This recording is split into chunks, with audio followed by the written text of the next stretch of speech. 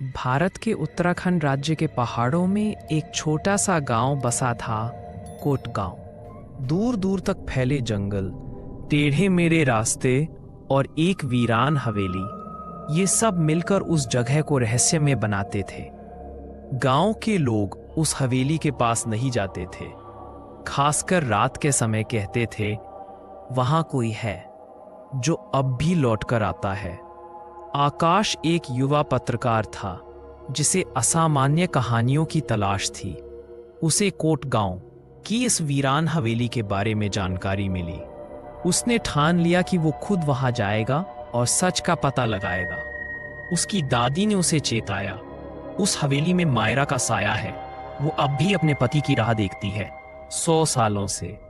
मुस्करा कर कहा। गांव वाले उसे देखकर डर गए। बाबूजी, वहां मत जाओ।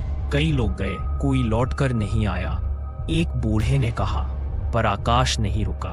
हवेली बहुत पुरानी थी, दीवारों पर काई जमी थी, खिड़कियां टूटी हुई थीं और दरवाजे से सड़ी हुई लकड़ी की बदबू आ रही थी।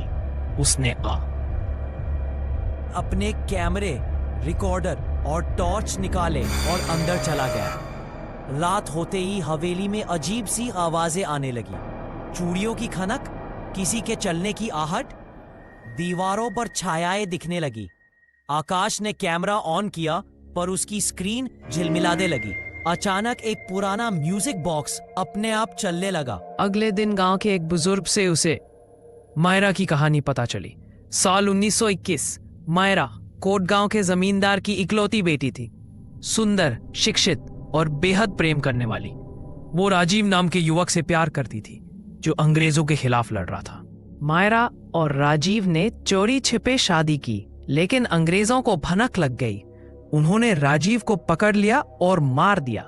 मायरा को झूठ बताया गया कि राजीव उसे छोड़कर भाग गया। मायरा ने 7 दिन तक न कुछ खाया न पिया और 8वें दिन हवेली की छत से कूदकर जान दे दी। गांव वालों का मानना है कि मायरा की आत्मा अब भी हवेली में है और उसे लगता है कि राजीव एक दिन लौटेगा। और अब मायरा को लगा कि आकाश वही है। आकाश जब दूसरी रात हवेली में रुका तो उसे एक लड़की दिखाई दी, सफेद साड़ी में, बाल बिखरे हुए, आंखों से आंसू बहते हुए। राजीव, तुम आ गए? आकाश डर गया, पर उसकी जुबान नहीं हिली। लड़की उसके पास आई, हाथ छूने लगी। अचानक बिजली चली गई, सब कुछ अंधेरा, बस उसकी सिसकियों की आवाज। तू राजीव नहीं है, तू मुझे धोखा दे रहा है। हवा चलने लगी, चीजें टूटने लगी, आवाजें गूंजने लगी। आकाश ने चिल्लाकर कहा, मायरा, राजीव मर चुका है, ये तुम मान क्यों नहीं लेती? कुछ पल सन्नाटा रहा, फिर मायरा जोर से चीखी, अगर वो मर सकता है तो तू भी। आकाश अब बाहर भागने लगा। सीढ़ियां खुद ब खुद गायब हो गईं, दरवाजे बंद, कमरे का तापमान गिरने लगा, सांसें जमने लगी। वो गिर पड़ा।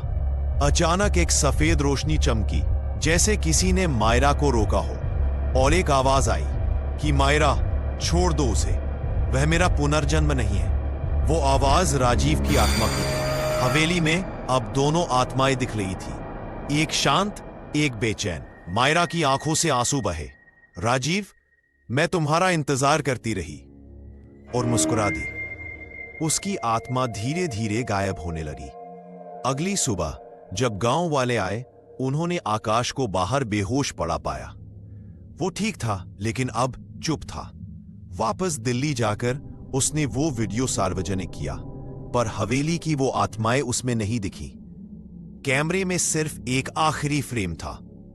धन्यवाद राजीव को मुझसे मिलाने के लिए। मायरा आज भी हवेली वहां है, लेकिन अब वहां डर नहीं, एक अजीब सी शांति है, क्योंकि मायरा अब इंतजार नहीं करती। प्यार अगर सच्चा हो तो मौत भी उसे नहीं तोड़ सकती, पर अधूरे वादे आत्माओं